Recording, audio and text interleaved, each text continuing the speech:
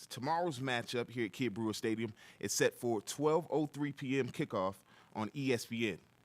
Today's media availability sessions and tomorrow's post-game press conferences will be available live and archived on the Sunbelt's YouTube channel. The on-field awards presentation after the game will be carried live on ESPN3. Before we get started, just a few housekeeping items. Today's press conference schedule is as follows. Appalachian State is at 3:30 p.m., followed by Sunbelt Commissioner Keith Gill at 3:45 and Louisiana at 4. For our participating teams, we will have the head coach and 2 student athletes from each team for approximately 15 minutes here on the dais. Please make sure to set your phones on vibrate or silent and other devices at this time as to not distract our interview sessions. If you are recording these press conferences with a device larger than a small handheld, please find a place in the back of the room to record. We thank you for your cooperation. We have Chase with a wireless mic for the media in attendance to ask questions. Please raise your hand to ask a question and we will get a mic to you. Before asking your question, please indicate your name and media affiliation and then ask your question. Thanks again for coming.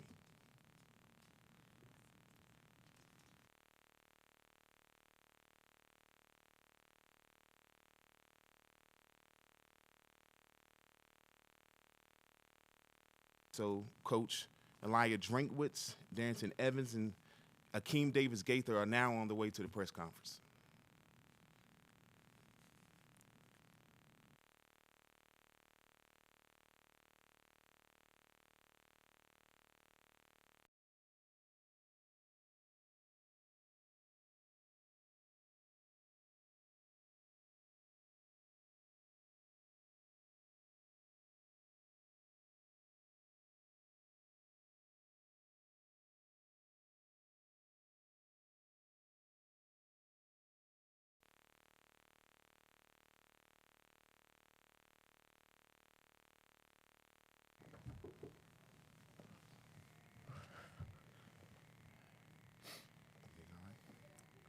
Yep.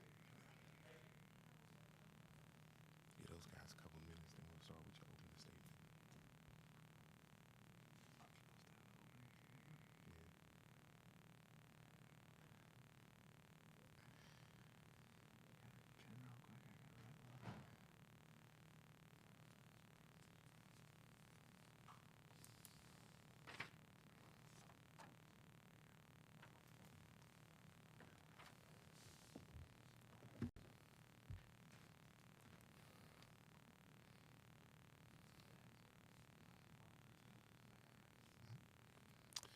All right, we're now joined by Appalachian State head coach Elijah Drinkwitz.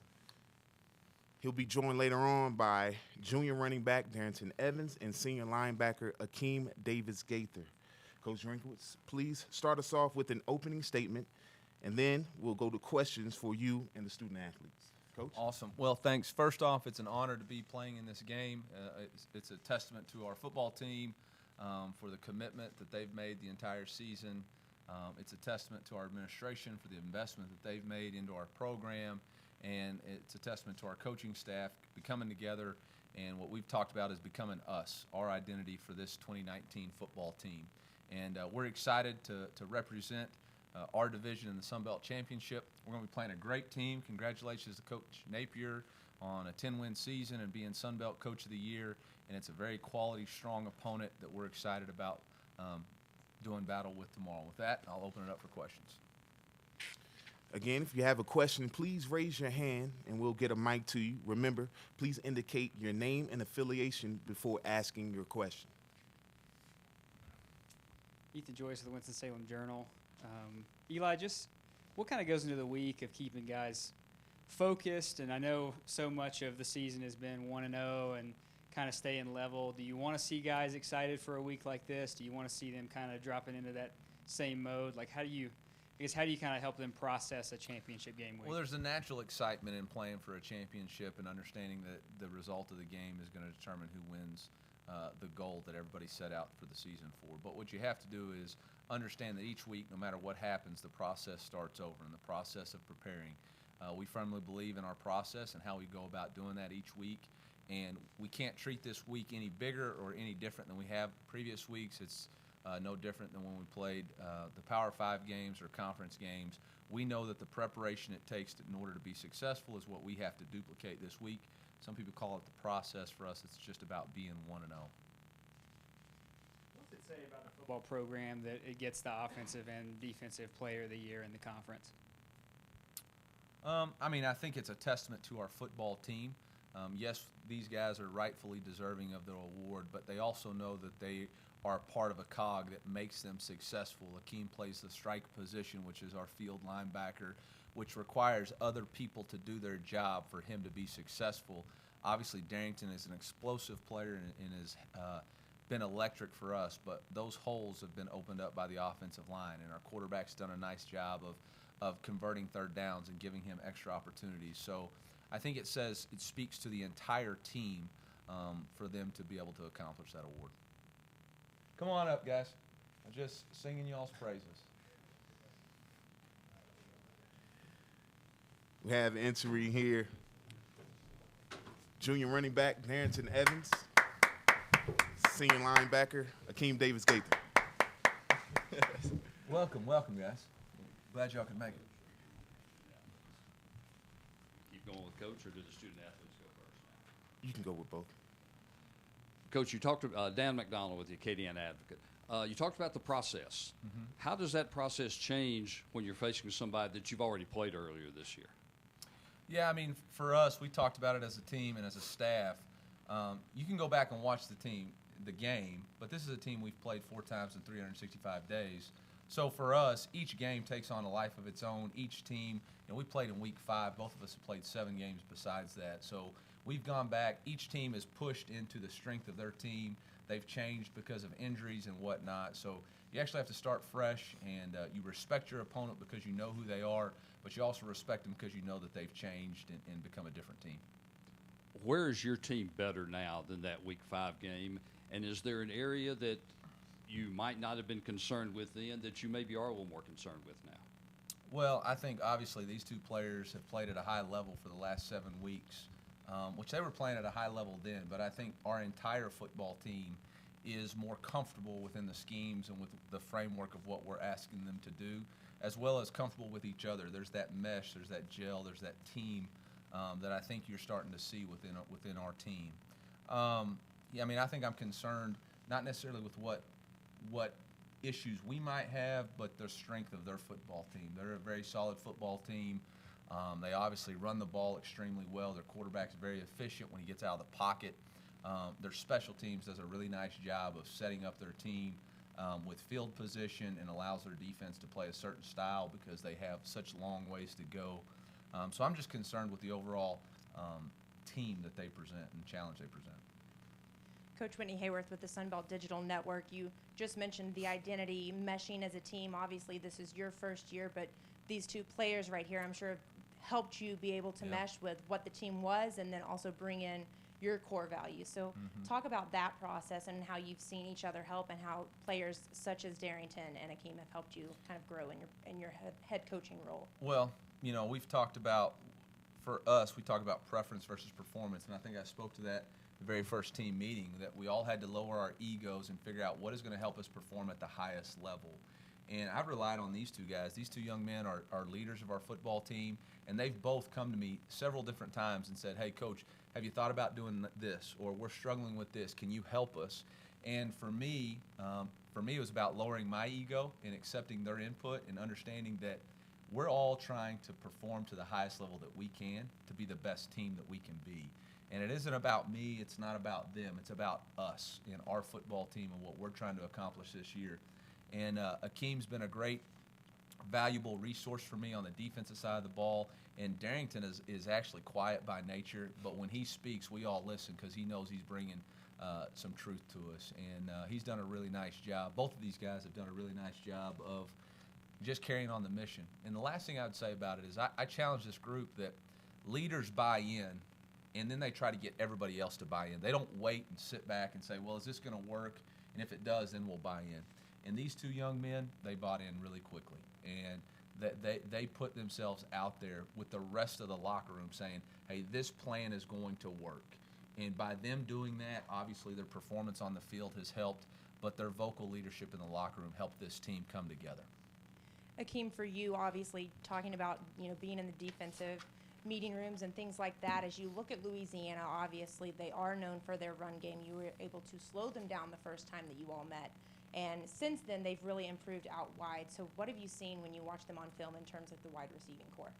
I feel like the wide receiver core is pretty good. They're trying to balance out the offense to make the defense player honest, not be able to stack the box and hit you downfield when you bottom the run too hard.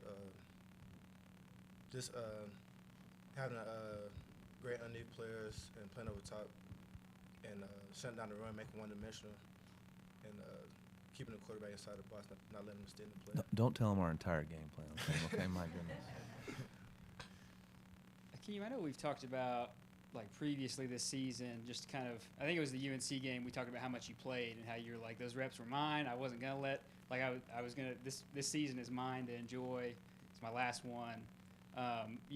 What's kind of made it worth it for you? Does the Defensive Player of the Year award kind of add to that feeling at all? Or, what's really made it worth it just in kind of making this season yours and kind of taking full ownership of it? Just playing with these guys, Darrington, I like playing around with Zach, and just teach some young guys, just showing them this is how it's supposed to be done, veering them away from all the mess that's outside of football, and just showing them, just being like a big brother to them, just showing them how things are supposed to be done, just play hard, just focus on what you need to focus on, and just have fun with your brothers.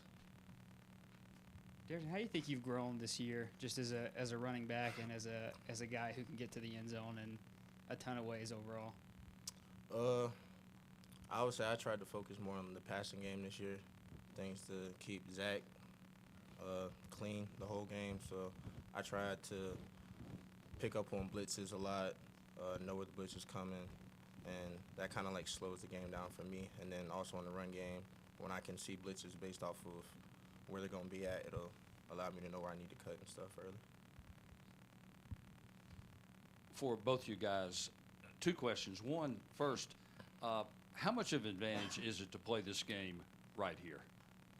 I would say playing at the Rock is always a great advantage. We got a great fan base. App Nation does a great job coming out, and then what better place to play? Yeah, I agree. There's obviously a lot going on this week and a lot going on in the future.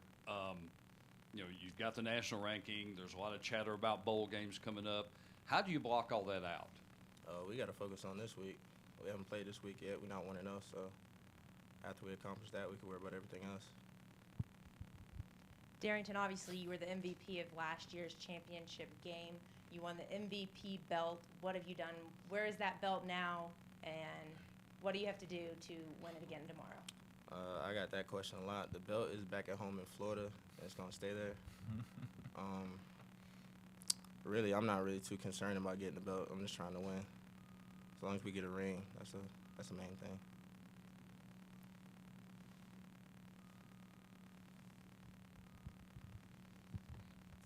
Akeem, from earlier in your career when you were not playing quite as much, just how did you kind of develop the maturity and I guess the skills to be the kind of leader that you wanted to be later in your career? Just getting myself around guys like Keenan Gilchrist, demonstrating guy that both played in front of me. Just taking in what they taught me, just buying into what the coaches had, Coach DJ Smith, him telling me he believed in me and things like that helped me build that confidence in myself and just keep my nose down and just work hard every day. Akeem, from what you've seen, what's different about Louisiana's attack than the team that you played a month and a half ago? I think the first time we played on, they didn't throw the ball as much as they've been doing on film these past few weeks. I think that's the biggest change, trying to let the quarterback play quarterback and balance out the run and the pass. That's what I've seen on film.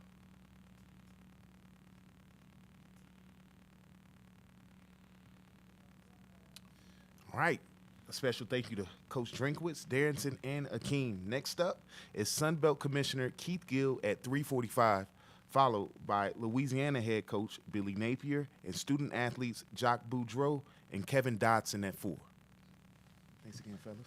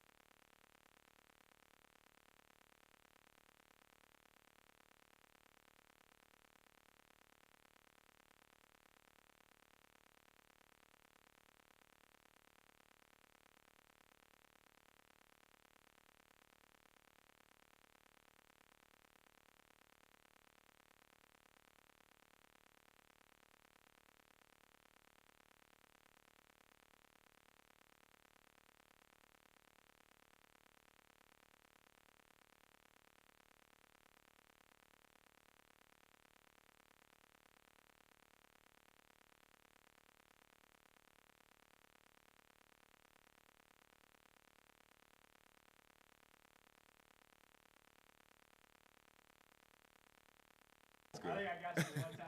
I got you one time. I think it was last year. All right. We're now joined by Sunbelt Commissioner Keith Gill. Commissioner Gill, please start us off with an opening statement, and then we'll go to the questions. Okay, great. Thank you so much. First, thank you so much for being here. We really appreciate all of you attending the Sunbelt Conference Football Championship. So we're so excited about the championship this year. This is our second season. We had such a second season that we've had a football championship game, and we had such a historic season for Sunbelt football. We've got two of the best teams in the country competing tomorrow for the Sunbelt Championship, and I don't think you can ask for any more than that. So I would like to take a moment to thank our hosts at Appalachian State and the entire athletic staff for their work on the championship. I would also like to specifically recognize Chancellor Sherry Everts, Athletics Director Doug Gillen, Head Football Coach Eli Drinkwitz, and the entire athletic staff. So clearly, an event like this can't happen without all the good work of all those folks pitching in and trying to help the staff have the best championship. This has been a historic season for Sunbelt football, and this is the 150th anniversary of college football. So we had our first team ranked in the college football playoff rankings, with Appalachian State currently ranked at 21. We have our most wins over Autonomy 5 conference schools. We have wins over the SEC, the ACC, and the Big 12, which we're really proud of. Our second championship game features two outstanding programs with double-digit wins, with Appalachian State being ranked in the top 20 in scoring offense and scoring defense. And Louisiana is top 10 nationally in rushing offense and rushing defense, in total offense, and they're 11th nationally in scoring defense. So, and Appalachian State is the only Group of 5 team with road wins over 2 Autonomy 5 opponents. So a historic season is going to culminate with a historic and epic championship game. Once again, our championship game is immediately following College Game Day on ESPN, which demonstrates the respect that ESPN has for Sun Belt football. This year we had a record number of games on ESPN, and we look for those numbers to continue to grow in the future. We're excited about our work with our broadcast partners at ESPN and their commitment to Sun Belt football. ESPN is synonymous with college football, and we thank them for their support of the Sun Belt. We're also getting closer to the bowl season, so we're all excited about postseason, which is a good reminder that in the last 3 years, the Sun Belt has the best bowl winning percentage of any FBS conference.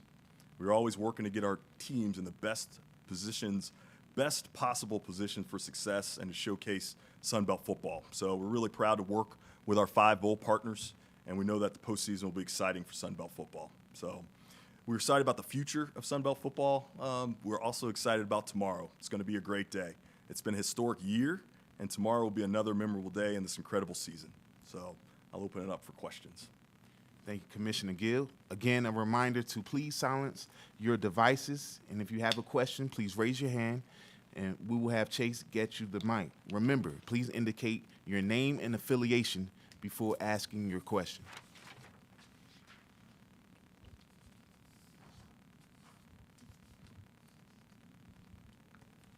Jay Walker with Louisiana Radio. A couple of questions for you, Commissioner. First of all, can you tell us where the Sun Belt Conference ranks right now as far as the group of 5 is concerned?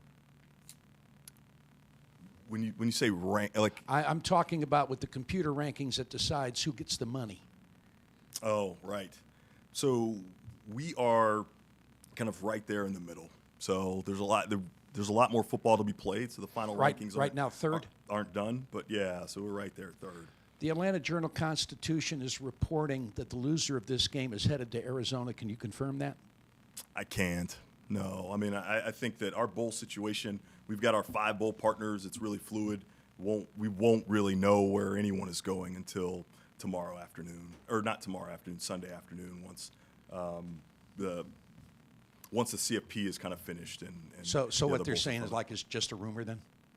certainly. I mean, I don't know where Okay. that's coming from. Okay, Yeah. thanks.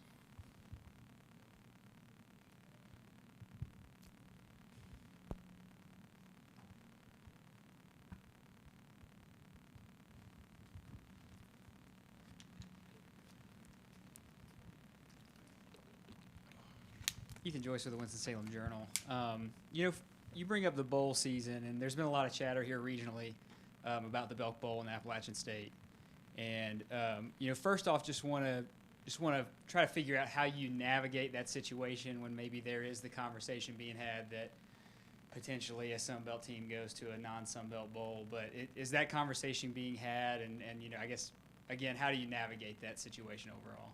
Yeah, I think what we navigated is, we've got 5 bowl partners that we're working with, and at the end of the day, that's where our teams will be, in our kind of contracted bowls. And I think if you look across the country, that's kind of the way it works out. People fall into their contracted bowls. I think what the rumors do is, it's certainly great discussion for people and the message boards and those kinds of things, and certainly can kind of complicate things. But, at the end of the day, that's what those things are, they really are rumors. And, we're trying to work with our bowl partners to kind of figure out, where everybody kind of fits into that mix.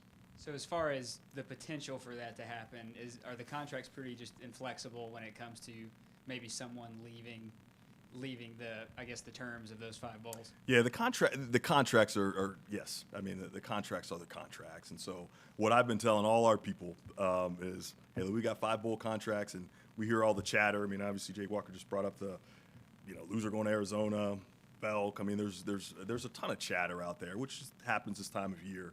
But the bottom line is, we've got our bowl contracts. What I talk to our people about is, our 5 bowl eligible teams will be somewhere in that bowl mix, and that's the way it'll play out when it's all said and done. What's it do for the conference to have a program like Appalachian State that's even being considered for that kind of possibility in the first place? That there are other bowls that really may have an eye on them as far as getting a good team to maybe a different bowl. Yeah, I think it's great. I mean, obviously, it's great for the whole league. I mean, I really do believe in FBS football, a rising tide lifts all boats. And I think the success that you see with App in terms of their ranking, in terms of the 2 big wins over A5 opponents this year, over North Carolina and South Carolina, just the consistency of their play. I think that helps our league. You know, that showcases the quality of Sun Belt football, which we all know. And then I think obviously having Louisiana being such a great team with double-digit wins, with, you know, obviously a great, you know, top 10 rushing offense, top 10 scoring total offense, and top 20 total defense or scoring defense. So it's two great teams. I think we get to showcase that on ESPN tomorrow, right after College game day. And so I think that is great. I think that really helps our league, and we're really proud of the season that App has had, and certainly thankful for their success and proud of what Louisiana has done as well.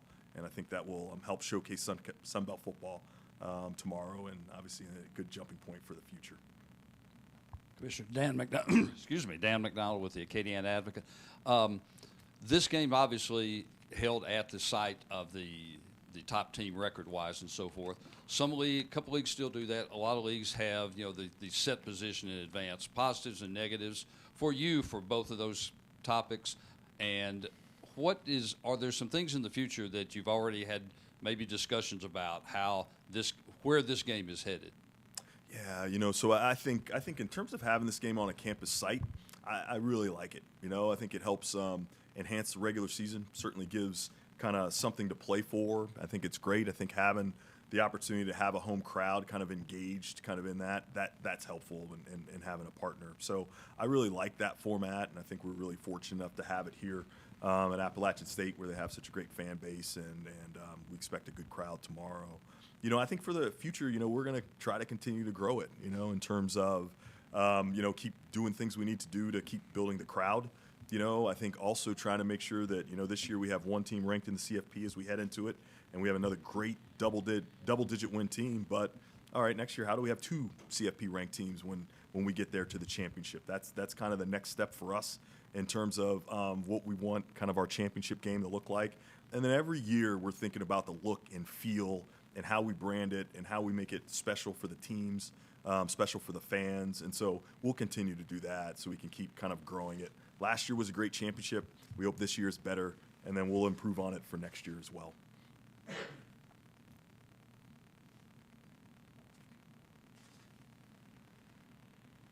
All right. Thank you again to. Oh, okay.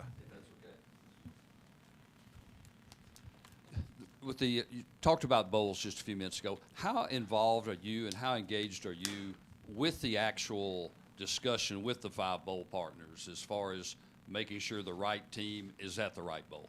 Yeah, so we have a lot of conversation. I mean, I think at the end of the day, the bowls, you know, have a chance to select kind of who they want within an orderly kind of system, you know. But, you know, we certainly are talking to them, trying to get a sense of what's important to them, what they value, and given our insight and our perspective. So I would say it's a collaborative process, but certainly they get all the deference, really, and can make the decisions that they want to make kind of going forward. But it's very collaborative, and we're in constant kind of conversation. And, you know, really through kind of Sunday afternoon, you know, I'll be talking to the bowl folks, you know, a couple times a day. Thank you again to Commissioner Gill. Okay, thank you. Next up is Louisiana head coach Billy Napier and student athletes Jacques Boudreau and Kevin Dodson.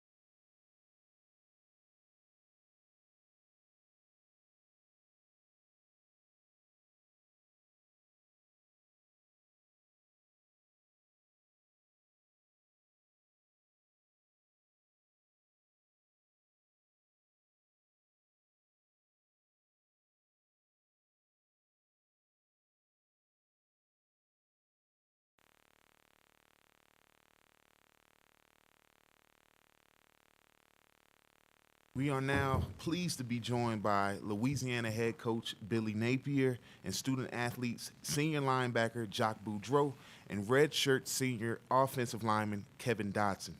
Coach Napier, please start us off with an opening statement, and then we'll get to questions for you and your student athletes. Coach?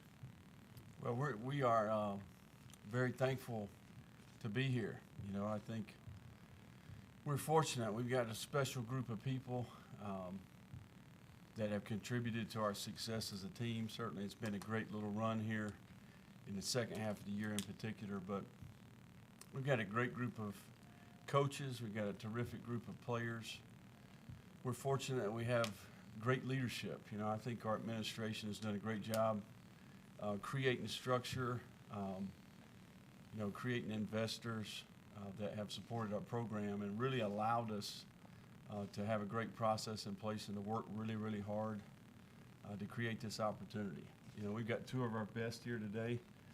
Kevin Dotson and Jock Boudreaux are two of our best leaders and best representation of what we want our football team and our football players to be, and certainly fortunate to have this opportunity and look forward to the challenges that go with playing in a conference championship game. We've got a formidable opponent.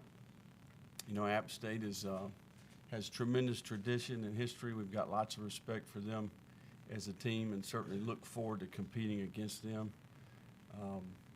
And with that, I think it's time to play a little football here before long. Thank you, Coach. Again, just a few reminders to please silence your devices, and if you have a question, please raise your hand, and we'll get Chase to get to the mic to you. Remember to please indicate your name and affiliation before asking your question.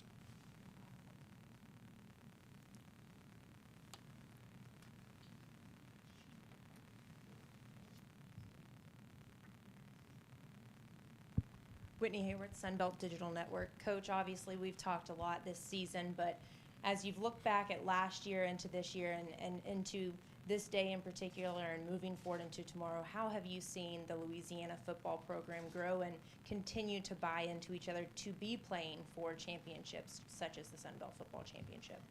Well, I think our main focus has been on improvement. You know, I think we started, you know, almost 2 years ago as a new group of coaches. Certainly we've got great leadership at the player level. You know, it all starts with building great trust, you know, and I think we have that. I think not only player to coach, but within our coaching staff. You know, I think we've got great trust, great relationships. We've worked really hard at that in terms of the relationships that we have with the players. And then I think we've got great communication. We work really, really hard on telling each other the truth, being consistent, being fair, defining expectations, all the intangible things. You know, we like to say that we believe in free will. We've got a choice every day, you know, and I think that football is a game. There's a human element to the game, you know, and I think that's why we've made tremendous progress as a group and as a team. We got lots of people doing it the right way, making really good choices on a consistent basis. As people, as students, and I think, you know, that leads to good football when it's all said and done. So I think we've got a special chemistry with this group of players and staff, and I think that's, you know, allowed us to play better football and certainly positioned us here to play for a championship. Coach Dan McDonald with the Acadiana Advocate. Every one of your games this year was decided by a double-figure margin until last weekend. Is that almost a blessing in disguise, having had a game that came right down to the end? Well, I do think when you go through adverse times as a team, it's a good thing for you. We've certainly had some moments throughout the season where the game was tight. One thing about our football team is we've responded. You know, there's been critical times throughout some of those games that you mentioned where we have responded the right way. Certainly that may be getting a stop on defense or creating a takeaway. That might be answering a score on offense or making a big game-changing play on special teams. But consistently, I think we built some mental toughness through an off-season program, through the way we practice, and I think that's allowed us to have that ability to respond when it counts the most. I think last week was a great example of that. We were a little bit more depleted on defense than we usually are. We're fortunate to get some of those players back this week, but you got to give ULM credit too.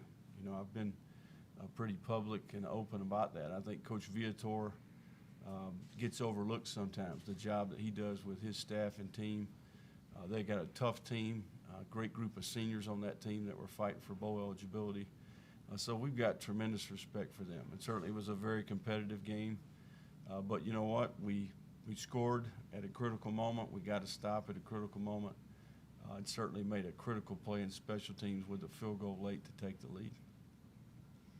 Kevin, a lot of talk is about Louisiana's run game as of late, the wide receivers, but it all starts up front with the offensive line. How have you seen your teammates on the line, but then also just offensively as a whole come together and produce the work that they have this season? It started in the off season. We always talked about being the best. We put ourselves on a high pedestal, trying to make sure that we didn't go lower than that bar at all times. Try to be at that bar or above at all times. And I think just this year has just been we've just tried to stay up above that bar, and we've done it pretty well this year. O-line, we always talk about being top 10 offensive lines, so we just trying to do that, and it just been coming together for us. Jacques, for you defensively, obviously looking at App State, they can be explosive on the ground and in the air, much like your own offense. But how do you slow down App State to get that W, unlike earlier in the season?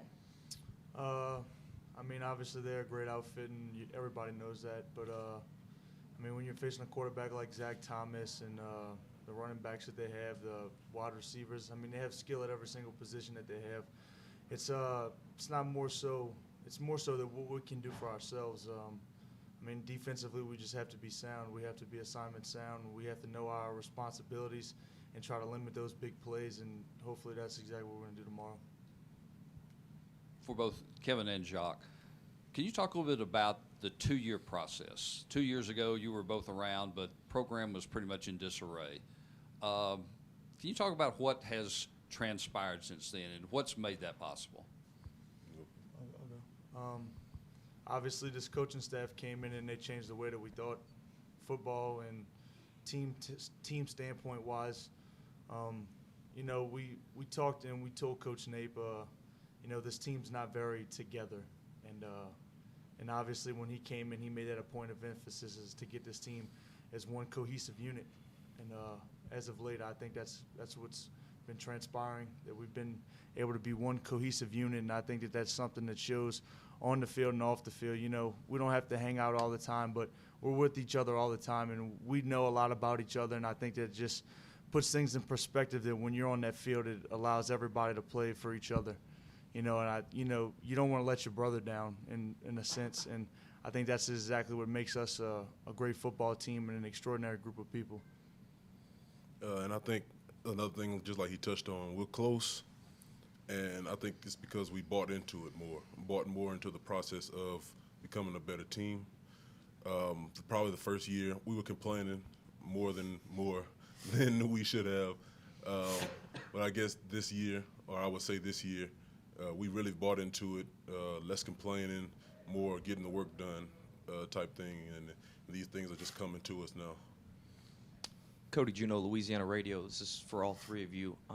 Just some of the advantages of having been here in this game a season ago. Coach Napier, you talk about quality controlling everything all the time. So some of the lessons that you guys have learned that you can be able, that will translate and carry over to tomorrow. Yeah, I think we've, we made slight adjustments into our process of getting here. Certainly the travel, the plan that we executed yesterday, how we allocated each of our opportunities between departing yesterday and all the way up until kickoff. Slight adjustments to, we didn't go to a team movie today. We let them sleep in, simple things like that. I think when you get in these championship games, those are the things that matter. You got to focus on the technical things that are going to help you play better in the game, whether that's the fundamentals that you play with, how you communicate. I think that Troy Wingirter and our operations people have done a terrific job. Every minute's accounted for, and we've even adjusted as we go. I think we've got really good people in our organization And their job and our job is to position the players to have success. Certainly, we all know that starts with the X's and O's and the plan and all that, but I think there's a lot to be said for the people out there, whether it's video, equipment, your training room, your operations people, that have an impact on your team. And we're fortunate we've got really good people in those areas, and they've done a good job for us.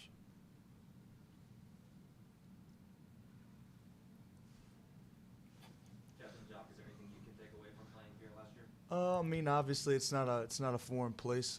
We're pretty familiar with here. We've been here 4 times in the last year. I mean, it's a great atmosphere to play in front of. Obviously, especially when you're playing for a championship. Obviously, you know, I think we're very grateful to be here, and we're welcome to the challenge.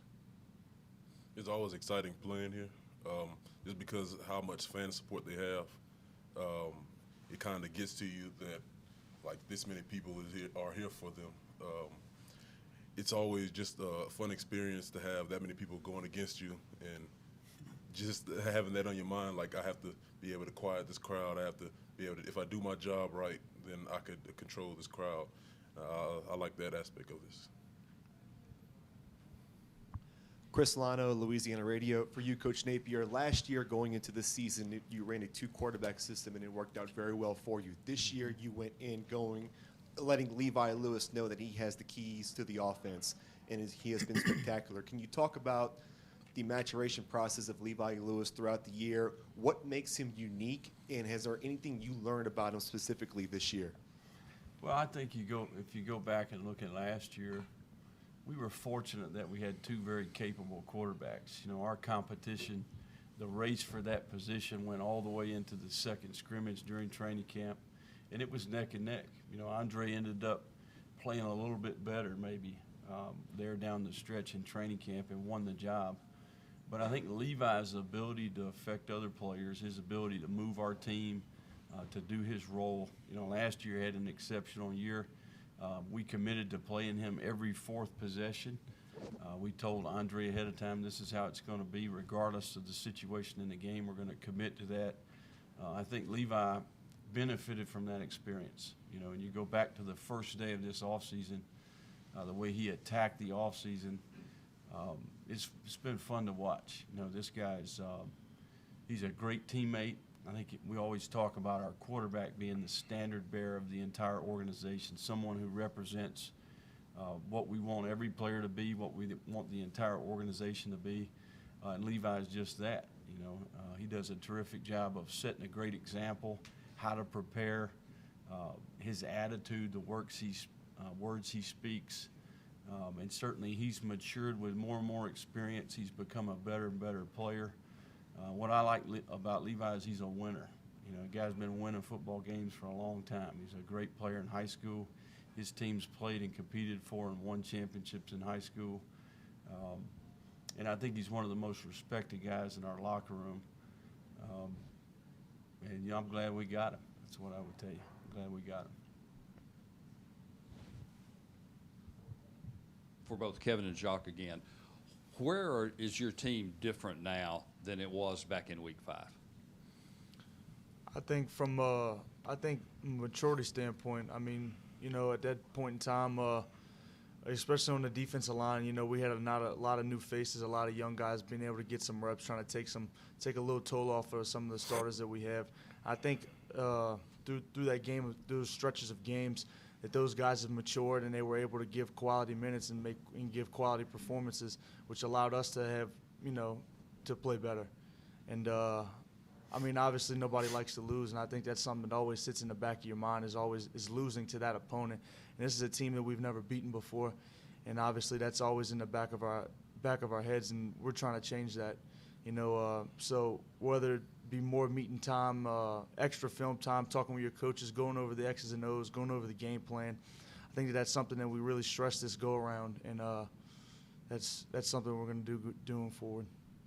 I believe we're more assignment sound people.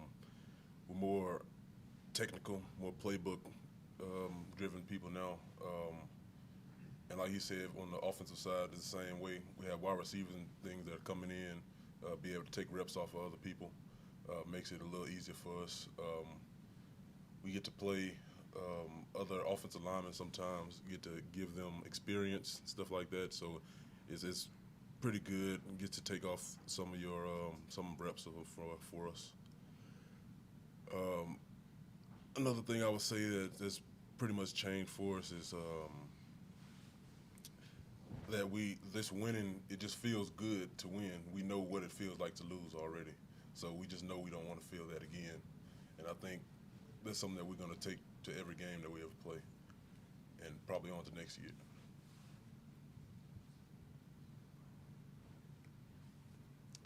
All right, thanks again to Coach Napier, Jock, and Kevin. If you have any additional interview needs or information, please see a member of the Sunbelt Office Communications staff. We'll see you all here tomorrow morning at Kid Brewer Stadium.